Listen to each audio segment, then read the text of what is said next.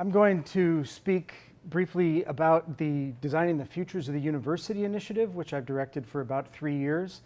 And the focus of this initiative is really to try to see if we can make a 240-year-old research institution a more nimble place. And we operate out of a small townhouse that's red, and it's come to be known as the Red House. So it's sort of like the sandbox or the digital greenhouse, except without light, air, space, the view, or the cool furniture. The purpose of Designing the Futures was to really ask the question, what might a Georgetown education look like 10, 15, 20 years from now? We've come to see that what we're doing is taking on maybe these 4 challenges. There are probably more.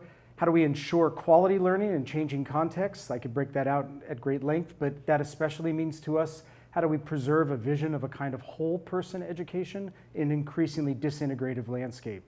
Another challenge is how do we make faculty lives easier? And I've come to talk about this as really one of the objectives of our innovation work is making faculty lives easier.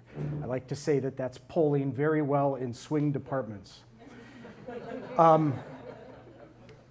Equity of access and outcomes concern many of us, and then eventually bending the cost curve.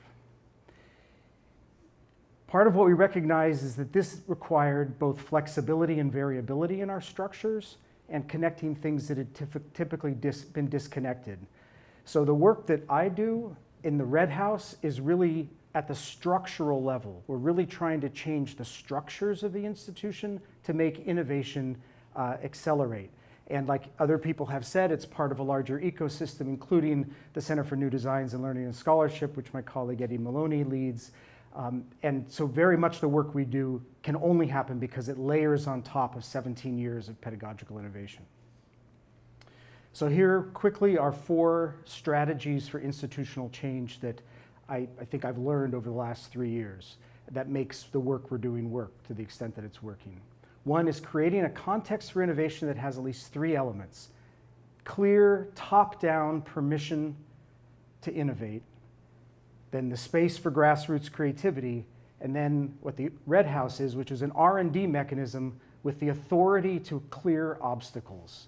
And that's very important that I have the position of Vice Provost of Education running this R&D mechanism. And it's important because our first rule of anything we support is that every project has to break at least one rule. Okay? It's not quite the same thing as the first rule about Fight Club, is don't talk about Fight Club, but somehow it always reminds me of that. So every project has to mess with credit hours, the standard 15-week semester course, the 9-month calendar, path to degree, how we count load, how we count credits, etc. Second strategy, I learned the hard way that my playful, kooky talk about disrupting ourselves didn't play well with some of my colleagues. So I now don't talk about disruption, I talk about generating variation. And then what we're trying to do is generate variations and put variations into the system. And as Stephen Johnson says, you get more parts on the table, you accelerate evolution.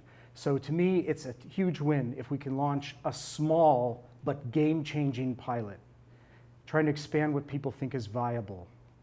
Good Lord, 4 minutes. If the last 20 or 30 years of higher education has been about improvement by expansion and addition, I think the next 20 years has to be about improvement by integration. So we're always looking at how we can integrate stuff rather than just create cool new stuff. And then the 4th thing is how important it is to align with system levers. So that begins with faculty governance. So I have now a curriculum committee whose sole purpose is to approve pilots that come out of our work. It's made up of representatives from the curriculum committees of all 9 schools. This committee also has sole authority to approve anything that's a course experiment. So if they approve it, it doesn't have to go to any school committee. If it's a degree, it has to go to the appropriate schools. Other things we did was create cross-boundary designations that allows us to create things without working through schools. Worked with our program analytics people, tiny little geeky thing, but where we now can track FTEs that credit to department through faculty ID rather than through departmental prefix. This relaxed a lot of faculty to participate in interdisciplinary cross-boundary experiments.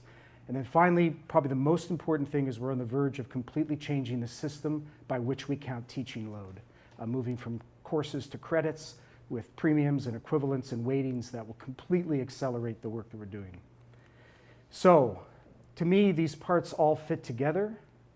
Pedagogical innovation and practices are at the heart, but then you need structural variation and flexibility in order to let them flourish in the system in an emergent way, and then ultimately you need to change system levers and policies.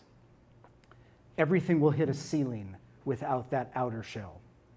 And the last thing I want to say, assuming I have 15 seconds, is that to me, when I look at a grid like that, I've been thinking a lot about the word integrity.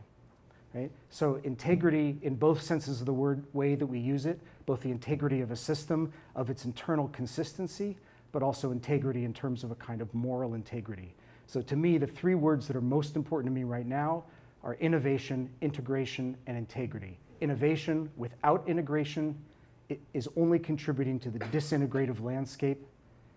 Integration without integrity, we're punting on the incredibly important role that higher ed has to play in our culture. Thank you.